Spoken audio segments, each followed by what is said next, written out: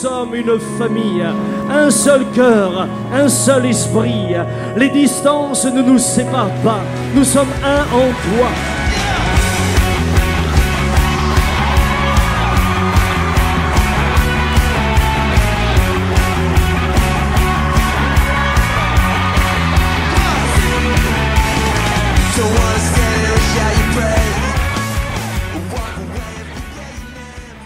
Ce matin, nous allons parler de comment prendre de bonnes décisions. Et vous allez recevoir, ou vous avez déjà reçu, ce qui va être votre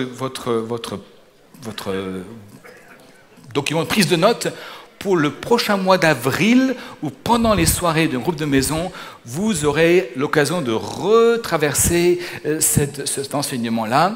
Et je vous propose, si vous ne l'avez pas reçu, l'équipe de service d'accueil vous laissera à disposition un document, un dépliant. Je vous invite à le prendre, à sortir vos stylos. Si vous n'en avez pas, je vous en prête un. Voilà. Il est tout frais, tout beau, tout jaune. Qui n'en a pas? Qui voudrait recevoir? Levez votre main, on vous distribue ça avec plaisir. Là-bas, Arsène, oui, pas de souci.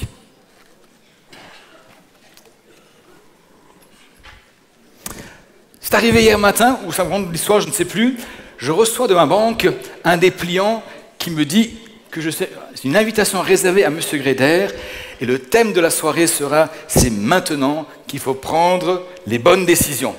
Tu tombes bien, toi. Alors, je ne sais pas si la bonne décision c'est pour le banquier ou pour moi, mais en tout cas, c'est une décision qu'il faut prendre, d'y aller ou de ne pas y aller. Et je voudrais nous dire ce matin en toute simplicité que nous sommes aujourd'hui le fruit de nos décisions d'hier. Et nous serons demain le fruit de nos décisions d'aujourd'hui. Bonnes ou mauvaises, ces décisions-là que nous prenons aujourd'hui auront un impact demain et après-demain sur nous-mêmes, notre santé, notre famille, notre Église. Dans la réflexion sur quel thème aborder pendant les groupes de maison, ces derniers temps, il s'est avéré dans l'équipe pastorale qu'il nous semblait utile, non pas juste de parler de théologie, de fondement de la foi, mais aussi comment ça marche la vie chrétienne. Maintenant que je suis devenu chrétien, ça marche comment? L'autre jour, Jean-Marie a prêché sur la thématique « Comment lire sa Bible ». Il y a environ 18 mois, j'ai prêché sur comment prier. Et nous avons ensemble étudié notre Père. Ce matin, j'ai le plaisir de partager avec vous le thème « Comment prendre de bonnes décisions ». Une fois que je suis devenu chrétien, maintenant, c'est quoi une bonne décision? Comment prendre de bonnes décisions? Et la nouvelle naissance va nous amener à avoir une nouvelle perspective. Avant, nous étions des ennemis de Dieu, dans l'inimitié avec Dieu. Maintenant, nous sommes devenus des enfants de Dieu. Avant, on était esclaves de la peur et du mal. Maintenant, nous sommes devenus des enfants de Dieu, dont les noms sont inscrits dans le livre de vie. Avant, on n'avait que faire de Dieu. Le centre d'intérêt principal, c'était moi, et encore moi, et toujours moi.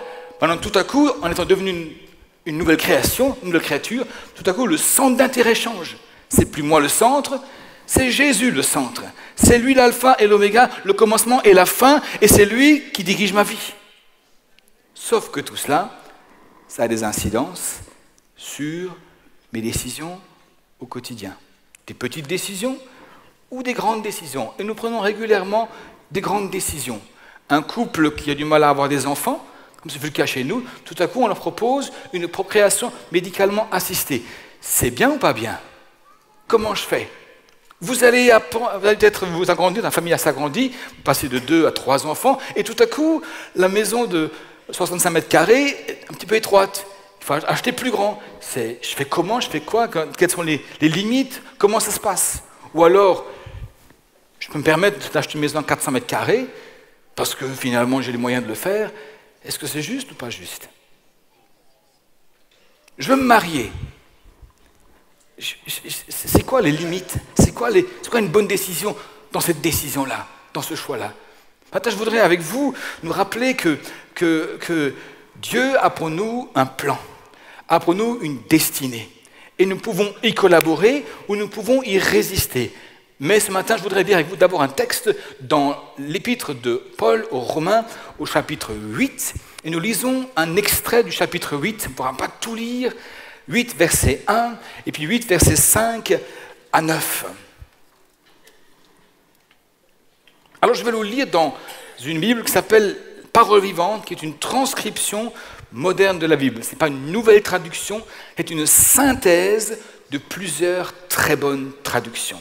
Donc vous allez l'avoir en version Louis II sur l'écran. Je vais vous lire cette version Bible transcrite. Et c'est intéressant d'écouter un peu le sens profond que différents auteurs, différents traducteurs ont vu dans ce texte. Vous lisez 8, verset 1, je vous le lis dans cette version-là. D'autre part, c'est un fait certain, désormais, il n'y a plus de condamnation pour ceux qui appartiennent à Jésus-Christ. Verset 5, aussi longtemps que l'homme veut disposer seul de sa vie, Romains 8, verset 5, je vais les laisser arriver, 5, 6, 7, 8 et 9.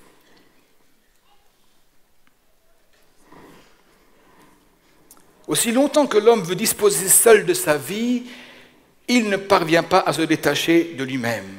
Tous ses désirs, ses intérêts et ses plans tournent autour de sa personne. Sous l'empire de la chair, on tend à ce qui est charnel. Mais ceux qui suivent les suggestions de l'Esprit Saint se préoccupent de ce que Dieu désire et concentrent leurs recherches sur les richesses spirituelles.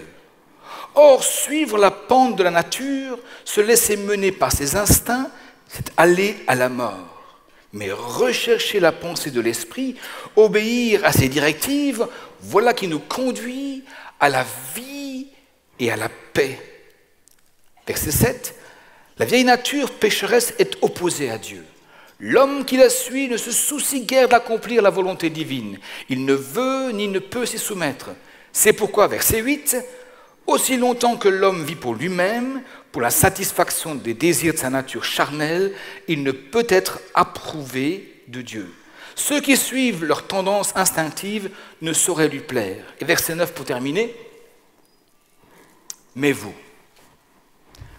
là, vous qui avez fait la paix avec Dieu, vous qui êtes passés par une découverte du Seigneur, qui avez cru en lui, qui vous êtes fait baptiser, qui êtes passé de la mort à la vie, vous, ça c'est moi qui le dis par la Bible, vous qui appartenez maintenant au Seigneur, vous en qui demeure le Saint-Esprit, vous en qui Dieu a déposé les arts, la compte de l'Esprit Saint, en prévision de l'héritage final qui va vous être donné dans sa plénitude, mais vous n'êtes plus au service de vos penchants naturels. Vous vivez sous le contrôle de l'Esprit de Dieu, vous suivez ses injonctions. Si du moins il a fait sa demeure en vous. Évidemment, conclut l'auteur, si quelqu'un n'a pas l'Esprit de Christ, il ne lui appartient pas. Il ne fait pas partie des siens. Et ici, le rédacteur rajoute, ce n'est pas un vrai chrétien. Donc, ce matin, je parle à ceux, en particulier à celles et ceux qui savent qu'ils ont reçu la vie nouvelle de Christ en eux. Et comme un enfant qui naît a des désirs naturels, il va crier pour manger, pour boire, pour être à l'aise, pour recevoir les câlins de maman, papa. La vie nouvelle de Christ en nous éveille en nous des nouveaux désirs. Je me rappelle quand je me suis converti et que je suis né de nouveau. Tout à coup, j'avais un drôle de désir. Un désir que j'avais déclaré être écarté de ma vie à partir de 18 ans. Le désir d'aller à l'église. C'est un drôle de désir, ça. Moi, j'avais dit, à 18 ans, c'est fini, c'est terminé, basta. J'en ai mangé assez de la religion. Mais tout à coup, peu de temps avant mes 18 ans, je me suis tourné vers le Seigneur. J'ai reçu Christ en moi. Et alors, qu'est-ce que c'était long les semaines. J'attendais avec impatience dimanche prochain. C'était vivement dimanche avant l'émission de Drucker. Vivement dimanche. Puis un autre désir qui est arrivé, c'est celui de prier. J'avais du mal à prier. Au bout de 2 minutes 30, j'étais fini. J'avais épuisé tous les sujets. Louer, c'est quoi ça, louer? J'avais du mal à louer.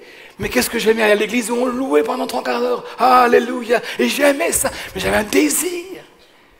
Mieux que ça, j'avais le désir aussi de partager ma foi. Mais des fois, j'étais gauche. Hein. Des fois, je voulais transmettre toute la Bible, de Genèse à Apocalypse, en 1 minute 30 à quelqu'un en face de moi. Il supportait un peu un verset, et encore. Mais il y avait le désir. Puis il y avait d'autres désirs qui étaient là aussi. Le désir d'être juste et droit avec les filles. Moi qui aimais bien... Enfin, un tas de choses, quoi. Et des fois, j'étais victime de ces charmantes filles, j'étais bourreau de ces charmantes filles, mais j'ai dit, stop, ça suffit. Alors qu'avant, ça ne m'inquiétait pas du tout. Hein. Pourvu qu'on en profite. Hein. Tout à coup, au fond de moi, un désir nouveau. Non, tu n'as pas le droit de profiter des gens. Des désirs nouveaux. Maintenant, j'aimerais nous dire et parler à ceux qui ont compris qu'il y a un avant et un après. Avant, je vivais pour moi. J'étais le centre du monde. Sur le trône de ma vie était Claude. Et après Claude, il y avait encore Claude. Et après Claude et Claude, il y avait encore Claude. Et longtemps après seulement, il y avait d'autres. Et Dieu était un petit peu lointain. Maintenant, quand la vie nouvelle est rentrée en nous, en moi, tout à coup, j'ai compris que, pour une image, j'ai transmis le volant de ma vie à un autre. Avant, il était la 5e roue de la charrette. Maintenant, il a le volant entre ses mains. Et je me suis rendu compte assez rapidement que des fois, il allait là où je ne voulais pas aller. Et il me disait, tu viens avec moi. Et lui conduit ma vie. Quand on dit conduit ma vie, des fois, on a le sentiment qu'on a une espèce de GPS intérieur. Dans 200 mètres, tournez à droite. Attention, police, sur votre chemin. Mais ça ne marche pas comme ça. Hein? Nous sommes appelés à prendre des décisions. Et ces décisions-là, c'est comme un papa qui élève son enfant. Il ne veut pas non plus que le fils vienne tout le temps le voir. Papa, je vais à droite ou à gauche? Bah, décide. Si tu vas aller à Colmar, tu prends devant à droite ou à gauche. Tu te débrouilles, mais prends des décisions. Si tu sais qu'à droite, il y a un bouchon, peut-être à gauche, et fais un tour dans le quartier pour atteindre la même route. Mais décide, grandis. Maintenant, j'aimerais nous rappeler que nous ne sommes pas des marionnettes entre les mains de Dieu, qu'il dirige comme ça. Non, nous sommes dans une relation de père à fils ou de père à fille, et appelés à grandir dans la compréhension de ce que Dieu veut pour nous, et appelés à faire des choix, à prendre des décisions et des bonnes décisions. Et dans cette bonne décision, il y a une nouvelle perspective. Nous avons été repositionnés. Avant, tout tournait autour de nous, je termine là-dessus. Maintenant, tout tourne autour de lui. Cherchez d'abord le royaume de Dieu et sa justice, et toutes ces choses dont vous avez besoin.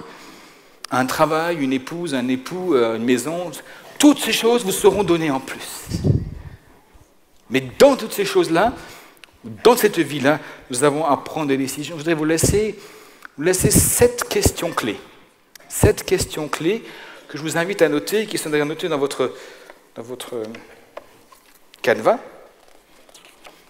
7 questions clés qu'on peut se poser avant de prendre une décision majeure. Première question clé, que dit la Bible clairement au sujet du choix que je vais faire? Que dit la Bible? Josué chapitre 1 verset 8 dit que ce livre de la loi s'éloigne point de ta bouche, médite-le jour et nuit pour agir fidèlement selon tout ce qui est écrit. Car c'est alors que tu auras du succès dans tes entreprises, c'est alors que tu réussiras. Jésus a dit un verset parallèle, il a dit « Celui qui entend mes paroles et qui fait des choix cohérents avec ma parole est comme un homme sage qui bâtit sa maison sur le roc. » Et tout le but, c'est de faire de nous des hommes sages, des femmes pleines de sagesse divine, qui font des choix cohérents, qui vont permettre demain et après-demain que leur vie soit solide, que leur famille soit solide, que leur avenir soit solide. Dieu, c'est vrai, parle de plusieurs manières. Des rêves, des songes, des visions. J'en ai eu un seul dans ma vie, un rêve. Dieu m'a causé, un seul. Dieu parle par Prophétie aussi, et c'est vrai, j'en ai aussi déjà eu. Mais n'est-ce pas vrai qu'au début de la vie chrétienne, je me rappelle de cette course à la prophétie. On priait presque, ma sœur, allez, on va prier pour ça, et j'espère que Papa Jean, dimanche prochain, va parler à un micro, il va dire une prophétie pour ça. Oui, ça peut arriver, mais la majeure partie du temps, Dieu parle par sa parole. C'est la parole de Dieu. Je ne vais pas refaire le message de Jean-Marie, c'est la parole de Dieu. Elle est digne de confiance, elle est digne d'être crue, elle est digne d'être appliquée, et ça marche à tous les coups. Je suis persuadé que Shine, qui bâtit sa maison, aujourd'hui sa vie, en prenant une décision d'être honnête avec l'État français et de retourner dans un pays, c'est une décision où il bâtit sur du roc. Même si demain, peut-être, pour lui, ça semble difficile et il va retourner dans l'inconnu. Mais Dieu, je suis sûr, prendra soin de lui et il bâtit sur du roc. Alors me direz-vous, mes frères, j'ai plein de questions. Est-ce que je peux manger ci ou pas ça? Est-ce que je peux me faire un piercing ou pas un piercing? Est-ce que je peux effectivement suivre une proclamation médicalement assistée ou non? Et des fois, on n'a pas eu le temps de tout lire dans le détail dans la Bible. Et c'est vrai. Mais néanmoins, je voudrais vous encourager à lire la Bible. Si vous n'en avez pas, il y en a tout plein. De toutes les couleurs, de toutes les tailles. En voilà une en version jeans. Bible en français courant, recouverte avec un tissu en jean. À lire au métro, dans la voiture, dans le tram, au café. Mais s'il vous plaît, achetez-vous une Bible. Et lisez-la. Du début à la fin et du fin au début. Parce qu'elle va vous parler et Dieu parle par sa parole. Maintenant, c'est vrai que des fois, on n'a pas forcément toujours des réponses. C'est une chose très très pratique. Il y a des gens, il n'y a pas que nous ici, mais en tout cas Jean-Marie a fait un livre que je trouvais excellent qui s'appelle « Les comportements chrétiens, éléments d'éthique ». Et il répond à des questions à partir de la Bible sur l'alimentation, le corps, maquillage, bijoux, piercing, tatouage, le tabac, l'alcool, les sports, arts martiaux, sports extrêmes, la pratique religieuse, le couple, le mariage, etc., les questions paramédicales, l'investissement politique ou civique du chrétien. Qu'est-ce que je dois faire? Je dois le faire? Je peux le faire ou pas le faire? Achetez ce livre-là, il n'est pas très cher, ça vaut la peine, ça peut vous éviter des avocats à payer beaucoup plus cher. Premier point, que dit la Bible au sujet de ma décision? Est-ce qu'elle dit quelque chose? Peut-être qu'elle ne dit pas tu dois ou tu ne dois pas, peut-être qu'elle donne un principe. Elle est un principe, des choses qui se reviennent tout le temps. Je vous encourage à vraiment la lire et à la méditer, et s'il le faut, à vous entourer d'une littérature chrétienne qui va vous aider à prendre des bonnes décisions. Deuxième point, qu'en disent mes conseillers spirituels, qu'en dit l'autorité? Lorsqu'un enfant naît, il ne naît pas tout seul. Il a un papa et une maman, en général. En tout cas, il a des gens autour de lui qui l'aiment. Et qui ne veulent pas juste lui donner à manger et à boire, mais qui veulent l'élever. Et faire de lui un homme ou une femme debout. Et c'est pourquoi aussi dans l'Église, Dieu a permis qu'il y ait autour de vous, autour de moi, des grands frères, des grandes sœurs, voire des pères et des mères spirituels. Et ces gens-là ne sont pas là dans la volonté de vous contrôler ou de contrôler votre vie, loin de là. Mais ces gens-là sont autour de vous et sont en mesure, dans la mesure où vous le souhaitez, sont en mesure des fois de vous donner un conseil. Proverbe chapitre 11, verset 14 dit « Quand la prudence fait défaut, le peuple tombe. Le salut est dans un grand nombre de conseillers. » Pourquoi avons-nous besoin de conseils? Parce que lorsque nous changeons de royaume, lorsque nous passons du royaume des ténèbres au royaume de la lumière de Dieu, lorsque nous passons du royaume de Satan à celui de Jésus, il y a des repères qui changent. Avant, ce n'était pas un problème de draguer une fille. Après, tout à coup, tu te dis, est-ce que c'est encore bien de faire ça comme ça? Et comment je fais? Avant, ce n'était pas un problème de tricher dans une affaire de business. Ce n'était pas un problème. Au contraire, plus on avait réussi à extorquer de l'argent, plus on était content, on était fiers. Je l'ai roulé dans la farine. Quel pauvre type. Après, tout à coup, ça devient un problème. En tout cas, de conscience. Vous êtes là, je ne sais pas ce que j'ai là, je suis plus tranquille. Il y a un tas de choses, il y a un avant-après. On a besoin de repères et de nuances et de progression. Et je le dis honnêtement, C'est une des raisons pour laquelle aussi nous avons mis en route toute la préparation au mariage. Parce qu'on s'est rendu compte qu'un tas de gens, même chrétiens, se sont mariés avec des raisonnements et des préceptes qu'on a empruntés à la vie d'avant. Il y en a des bons, il y en a des beaucoup moins bons. Mais je l'aime, frère. Ah bah oui, mais si c'est tout, t'as pas beaucoup de chances de réussir. Hein. C'est pas suffisant. D'où un accompagnement. Et l'autre jour, j'ai vu un frère, je ne sais pas si c'était ce matin, un frère et une sœur qui, en sortant, le frère m'a attrapé et m'a dit « Mais merci de nous avoir demandé à passer par ce temps de préparation au mariage. » J'ai dit « Pourquoi ?» Il me dit « On n'a pas eu le temps de tout finir avant, on a continué après, mais ça nous a tellement évité des écueils. Merci beaucoup !»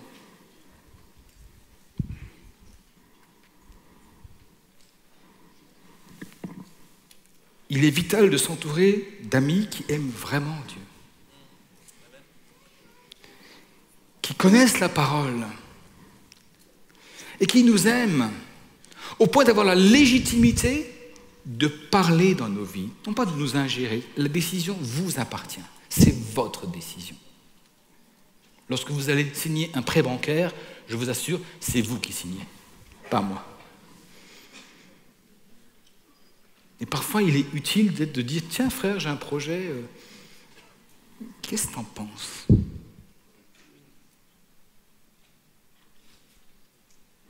C'est quoi ton projet ?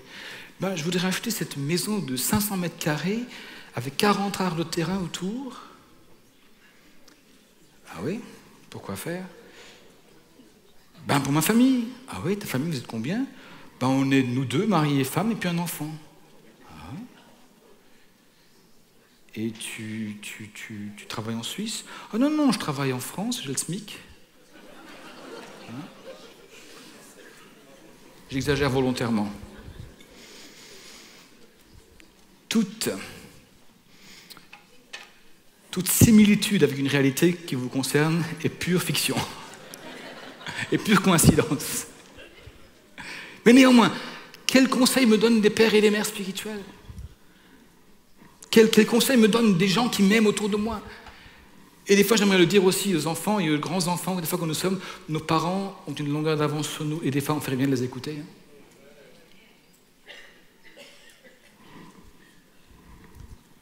Nous sommes le fruit de 5 personnes avec lesquelles nous passons le plus de temps. Avec qui passez-vous du temps ? Je vous encourage à développer des relations et à choisir soigneusement vos amis. Et si vous manquez d'amis spirituels, saviez-vous que dans l'église, nous avons organisé l'église en petits groupes de maison, afin que vous puissiez développer des relations avec des gens qui ont un peu d'avance dans la foi et qui peuvent vous aider à avancer.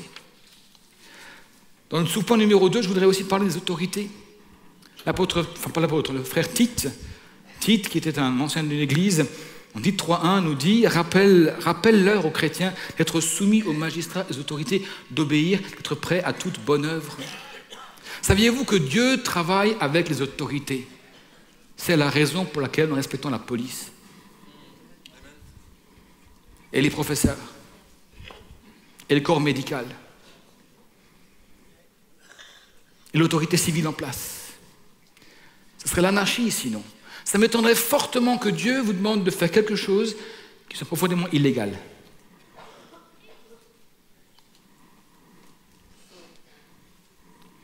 Dieu travaille avec des cadres. Et en tout cas en France, il y a peu de cadres qui ne pourraient pas s'appliquer aux chrétiens. Il y a peu de fois où le chrétien devrait dire « mais ça, c'est contraire à ma foi. Ça, c'est contraire et donc je refuse. » La majeure partie du temps, nous sommes dans des cadres légaux qui correspondent à l'éthique chrétienne. Nous avons encore des restes de civilisation chrétienne qui sont autour de nous. Peut-être différents ailleurs, d'autres coins du monde, et j'en conviens. Mais en tout cas, osons nous entourer de gens qui nous aiment, des parents spirituels, des grands frères spirituels, des grandes sœurs spirituelles, avec qui on peut prier ensemble aussi. Des fois, elles n'ont pas de réponse non plus. Prions ensemble, laissons Dieu agir, et aussi des cadres comme les autorités qui sont en place. 3e point, non le moindre, dans la décision que je vais prendre, quel est l'impact de ma décision sur ma vie spirituelle et sur ma famille ? Nous lisons à cet égard-là un texte dans le livre de la Genèse, chapitre 13, versets 10 et 12 et 13. On est dans le moment où Lot se sépare d'Abraham parce que les bergers de Lot et d'Abraham se querellèrent les pâturages. Il y avait trop de moutons, les bétails étaient trop grands et tout à coup, c'était devenu un conflit d'intérêts. Et Lot, à un moment donné, entend Abraham lui dire « Abraham, on va pas se disputer, on est frères. Si tu vas à droite, je vais à gauche. Si tu vas au nord, je vais au sud. Tu vas à l'est, je vais à l'ouest. » Et voilà ce que fait Lot. Lot leva les yeux et vit toute la plaine du Jourdain qui était entièrement arrosée. Et lui, c'est l'homme d'affaires. Il se dit, si je peux aller mettre mes moutons sur une terre arrosée, il y aura toujours de l'herbe verte. Je vais avoir beaucoup de lait, beaucoup de fromage, beaucoup de bonne viande, beaucoup de gigots d'agneau à vendre, beaucoup de belle laine à vendre. Avant que l'Éternel eût détruit Sodome et Gomorrhe, c'était jusqu'à Tsoar comme un jardin d'Éternel, comme le pays d'Égypte. Le commentateur rappelle que cette terre était belle, grasse, fertile, synonyme de possibilité, de prospérité. Et puis il continue au verset suivant.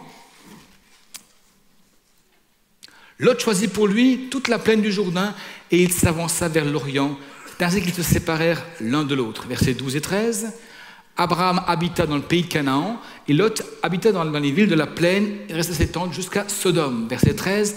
Les gens de Sodome étaient méchants et de grands pécheurs contre ou devant l'Éternel. Voyez-vous, la question, quel impact aura ma décision sur la vie spirituelle de ma famille?